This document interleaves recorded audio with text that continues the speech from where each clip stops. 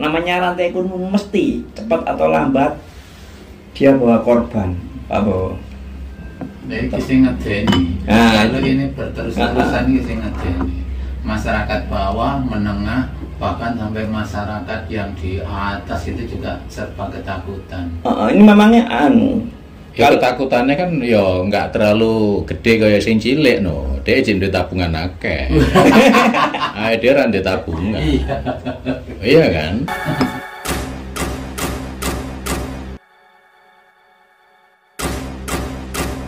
Salam Blengon, harmoni bagi semesta. Waduh, sepertinya pembicaraan ini makin lama makin hangat ini. Iya. Makin hangat ini. Aku ya lebih bersemangat. Oh, tapi ya, kita karena kita nggak, kalau secara ilmu medisnya kita nggak paham, kita nggak berkompeten untuk itu. Kan bisa ID, bisa Ikatan Perawat Indonesia, atau bisa mungkin lembaga-lembaga kesehatan kayak WHO kan udah mempresentasikan. Jadi kita nggak usah bahas itu. Ya, nggak bahas. Jadi itu udah ada banyak pihak yang lebih ahli. Kita hanya ngomongkan soal paradigma sosial yang terjadi di masyarakat kita aja, khususnya Indonesia gitu aja. Karena kalau kita lihat memangnya pergerakan pertambahan penderita ini makin lama kok makin banyak. Iya. Nah, tapi gini maksud yo, PSBB loh kaya tambah tidak berpengaruh. Dulunya wilayah-wilayah tertentu yang di pinggiran ini kan nggak ono masalah dengan COVID ini. Tapi beberapa wilayah yang di pinggiran ini sekarang malah merebak, ono sing kena jadi ODP, jadi PDP nih. Kalau saya memangnya satu menurut saya ini banyak. Menurut saya perlu ada ketegasan pemerintah di dalam menjalankan prinsip-prinsip aturannya. Lebih ketat lagi. Terus kira-kira nenggone PSBB 2 ini trackingnya Bu Risma itu kira-kira bisa maksimal enggak? Aku tahu sih nenggone kelurahan ada pemeriksaan juga. Di kelurahan saya tahu ada pemeriksaan, ya di beberapa tempat ada pemeriksaan. Ning aku ya ora rono ngono. Iya, karena kita nggak tahu, info ya nggak ono, ya keterangan nggak ada, kan gitu. Kita cuma dapat informasi nenggone kono lho ada acara seperti ini. Iya, ya hitungannya harusnya pemerintah tingkat bawah sudah diberitahu kelurahan dan mereka bisa mensosialisasikan kepada warga, gitu.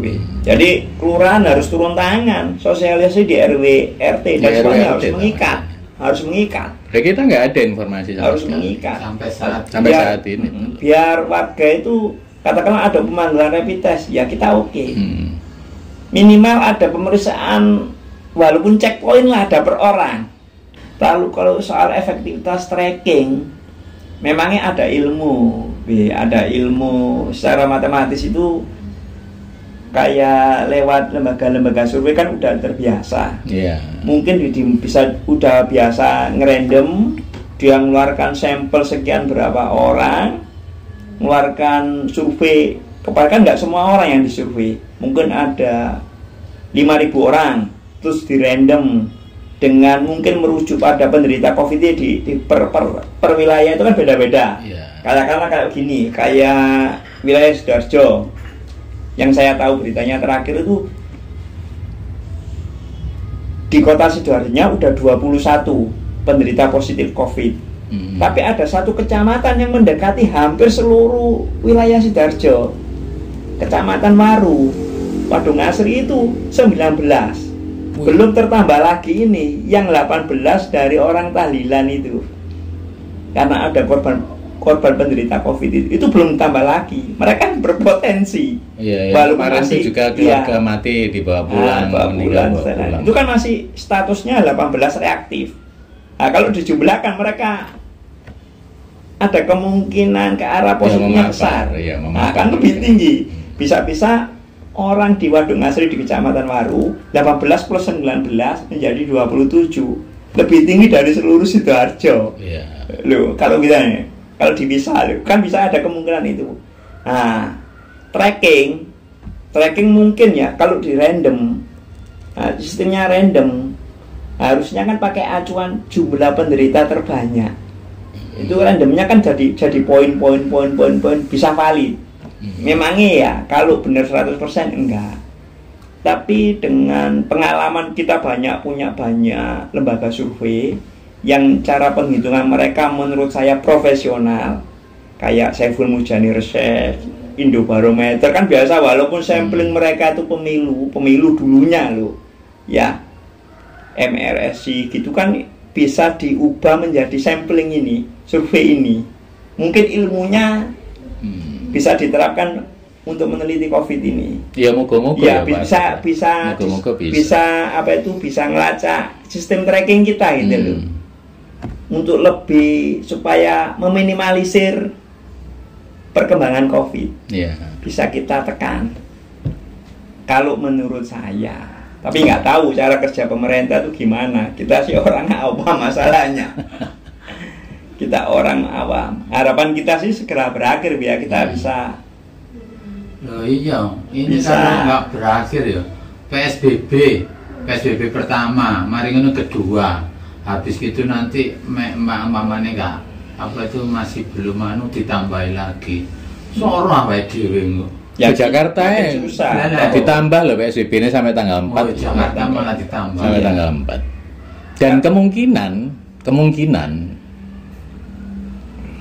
kalau memang terus bertambah penderitanya, ya bakal lebih dari itu.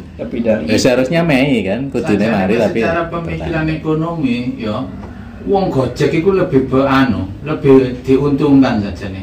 Tapi ternyata yoga. Iya kan, wujudnya manusia apa ya manusia. Masyarakat kan yang di rumah kabeh, stay home di rumah gitu ya. Tapi si bekerja kita, apa-apa monggo silakan tak anter. Tapi ternyata ya mboten ya. Ya karena kalau rantai ekonomi itu baik dalam posisi kuat maupun posisi lemah Pak Bowo, rantai ekonomi itu jalan.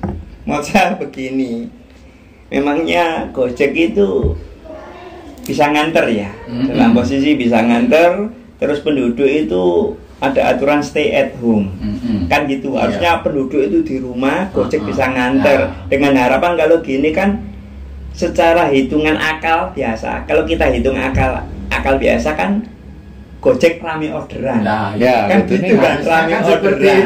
Tapi kalau hukum rantai ekonomi nggak begitu. Maksudnya begini, orang yang tinggal di rumah, dia terpaksa tinggal di rumah.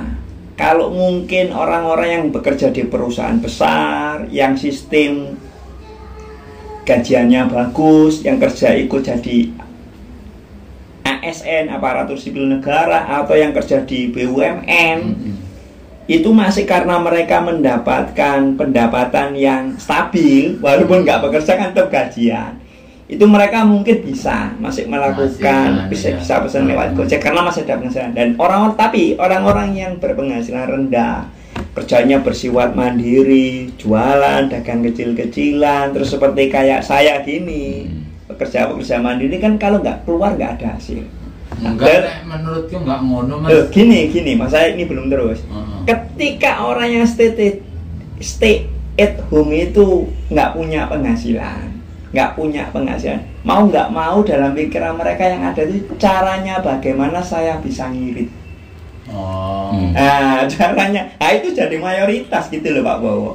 Mungkin kalau dikalkulasi ya, berapa sih yang kerja dalam sistem penggajian yang aman? Mungkin 5% atau 10% dari jumlah penduduk. Nah, yang 90%-nya nggak aman ini loh. Orangnya kan pada ngirit semua. Pada ngirit kayak saya, semuanya saya biasanya pendapatan satu hari 100 gitu. Karena saya stay at home, saya nggak punya penghasilan. Kebetulan saya punya uang 200 Pak, sumpamanya ya. mau nggak mau uang 200 ini harus bisa saya cukupkan semaksimal mungkin. Kalau bisa loh jadi 10 hari. Kalau bisa. Mau nggak mau, jangankan pesen lewat Gojek. Mungkin saya pesen sendiri di warung aja udah perhitungan. Mungkin saya masak sendiri. Akhirnya apa? Akibatnya roda ekonomi yang nggak jalan. Karena apa? Karena daya beli masyarakat turun. Nah, kalau daya, apalagi Gojek Pak Bowo. Gojek kan hitungannya lewat jasa, pelayanan jasa. Pelayanan jasa itu bisa berkembang pesat dalam kondisi masyarakat yang makmur. Kalau masyarakatnya kurang, saya rasa pelayanan jasa enggak, mesti nggak jalan itu. Itu umum. Cuman kan gini Pak Agus, dari orang-orang yang sudah banyak nggak bekerja, yang di PHK karena permasalahan pandemi ini, itu mereka kan mulai berpikir untuk melakukan kegiatan yang menghasilkan, mulai usaha penyetan, mulai usaha makan, pokoknya yang bentuknya konsumtif, yang makanan-makanan itu. Lah kenapa mereka iki tidak memanfaatkan Gojek sebagai jasa antar? Ya, aku malah berpikirnya gini, masyarakat itu sebenarnya masih konsumtif, tapi karena ketakutan dengan COVID ini, akhirnya mereka merambai pada sebuah ketakutan itu dong. Ketakutan itu menguasai. Akhirnya koyok dampaknya ini ya. Padahal masyarakat masih konsumtif untuk makanan, untuk ngantar barang itu masih banyak, tapi mereka koyok ngendem, takut berpapasan. Itu bisa jadi Pak Bowo. Gini Pak B, ketika kondisi ekonomi lemah, kalau masalah konsumtifnya terutama kebutuhan dasar kayak makanan gitu ya, itu kan kebutuhan dasar, mau nggak mau dia tetap konsumtif. Cuma apa yang dia makan itu secara value, secara nilai dia berkurang. Iya, katakanlah begini, ketika saya punya penghasilan 100, mungkin saya makan di warung katakanlah 15.000, saya no problem. Tapi ketika penghasilan saya 20, saya kira-kira ada banyak tumbuh lah UMKM katakanlah, orang-orang yang buka jasa lewat catering itu ya, makanan gitu. Ya tetap berpikir orang yang mau beli itu yang berpikir. Karena apa? Karena rendahnya penghasilan. Ya karena rendahnya penghasilan. Iya kan, itu daerah-daerah. Iya, daerah yang tingkat ekonominya menengah ke bawah. Tapi sama sing di atas juga. Kalau itu mungkin benar Pak Bowo. Mungkin ketakutan mereka merasa jangan-jangan saya nanti kalau pesan lewat Gojeknya nggak bisa menjaga tingkat kesterilannya makanan itu. Saya pesen di sana, saya nggak tahu sendiri. Saya cuma, karena ketakutan itu akhirnya mereka nggak memanfaatkan jasa Gojek. Nah, itu bisa jadi karena ketakutan, kan soal kepercayaan ini. Itu lebih baik mereka masak sendiri untuk sementara waktu. Atau kita punya pembantu bagi orang yang mampu kan gitu. Jadi mereka takut akan tingkat sterilnya itu loh. Itu bisa jadi. Iya, namanya rantai ekonomi mesti cepat atau lambat dia bawa korban, Pak Bowo. Baik, kita ngedeni. Kalau ini berterus-terusan kita ngedeni. Masyarakat bawah, menengah, bahkan sampai masyarakat yang di atas itu juga serba ketakutan. Ini memangnya ya ketakutannya kan ya nggak terlalu gede kayak sing cilik no. Dia izin tabungan akeh. Dia rantai tabungan. Iya kan? Sebetulnya saya sendiri juga juga berpikir begini. Saat ini pemerintah sedang dalam sisi kacau-kacaunya gini secara sosial. Anggaran untuk sesuatu yang berskala besar seperti pandemi ini kan mungkin dalam APBD atau APBN kita itu di luar perhitungan karena itu persentasenya kecil. Dan ketika kita mendapatkan musibah gini, ya, saya rasa negara juga kolong banget Negara itu jelas itu butuh. Pemda sampai pemerintah pusat itu, waduh, udah pengen ngirit-ngirit pemerintah ini malah orang ngirit. Iya, tapi kalau saya kira ngorot-ngorot. Kalau terjadi dalam tempo yang lama karena relaksasi dari PSBB ini, itu justru makan banyak biaya. Jadi kalau saya lebih senang udah tegas aja. Enggak, masalah gini loh. Kita nggak tahu ya memang ya. Kayak PSBB pertama misalkan, kita ketergantungan dengan WHO tuh. Jadi nek WHO ngomong seperti ini, menyuruh seperti ini, kita berangkat. Rasa-rasanya seperti itu.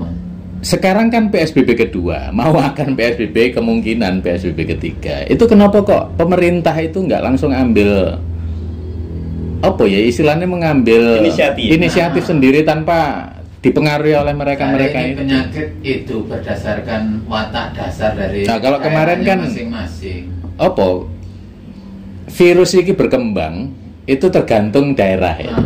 Apa namanya itu, Mas? Sifat mutasinya. Nah, sifat mutasinya beda antara Eropa dan tempat-tempat lainnya. Tapi kayak negara kita kok mencontoh yang nggak punya cara tersendiri apa-apa. Ya enggak ngene nek mencontoh itu memang secara teknologi pertama. Kedua, kalau misalkan kemungkinan pemerintah kita mau mencontoh Cina misalkan. Ya Cina itu kan DCI ya Pak Agus ya.